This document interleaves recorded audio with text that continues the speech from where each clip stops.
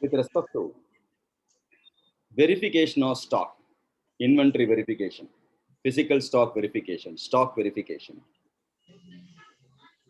Two different types are there in material costing: perpetual inventory system and continuous stock taking. Whether we are going to verify periodical manner or frequently we are going to verify, regular interval we are going to verify, surprise basis we are going to verify, accordingly the terminology has been framed.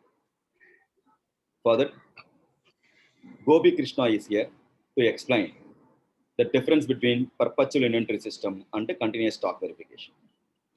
Ready, Gopi? Yes, sir. Yeah, please come.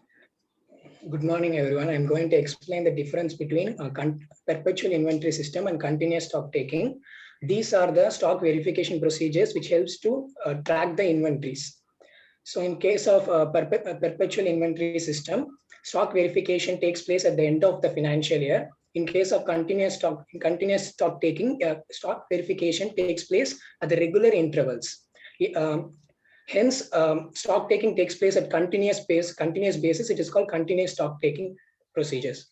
So, in all the items of the stocks are all the items of the stocks are Verified.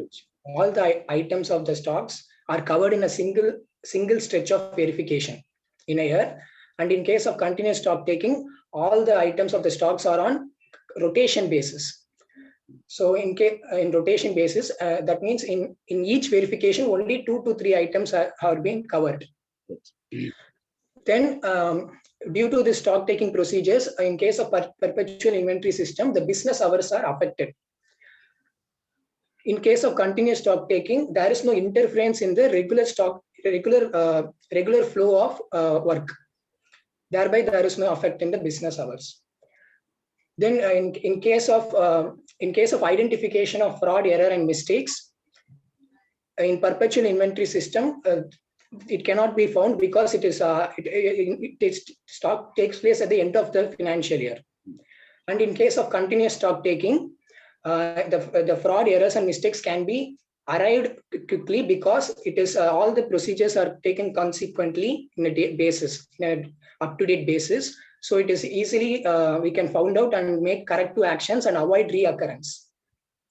Then, in case of update records in perpetual inventory systems, it cannot be easily found out. We cannot easily update the records. But in case of continuous stock taking, as there is a regular updation takes place, we can easily make update in the records.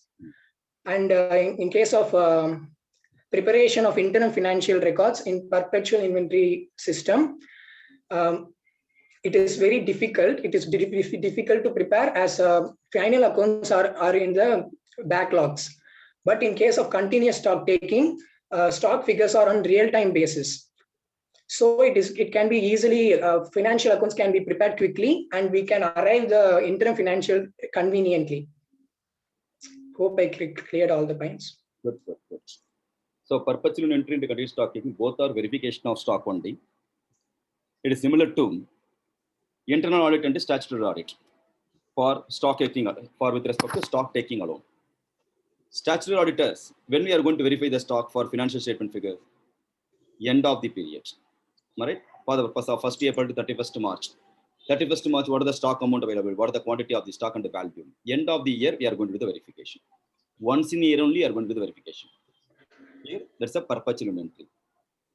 Whereas continuous stock taking, throughout the period, I want to check. Best example, Bata India Limited. They are having varieties of the chappals and shoes. Then, periodic manner, they have to verify monthly once or once in 2 months. So, they have to verify. In the circumstance, all the items, all the category of the stock they can't push to verify. Few categories alone they'll verify. Code number, based on code number or item number, click, they'll verify. Chappals alone, casuals alone.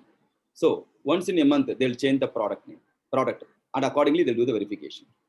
So in a year, they are going to verify all the stock more than one time also sometime.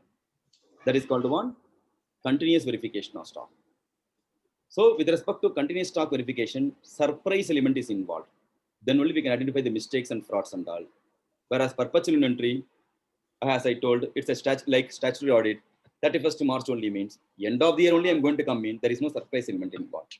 It's a very frequently asked question. If you can remember statutory audit as well as what internal audit, it's very easy for you to deliver the point. Okay, 6-mark question, frequently asked question for intermediate material costing. Enjoyed? Good, Kana. Gopi, you rock. Good. Yes.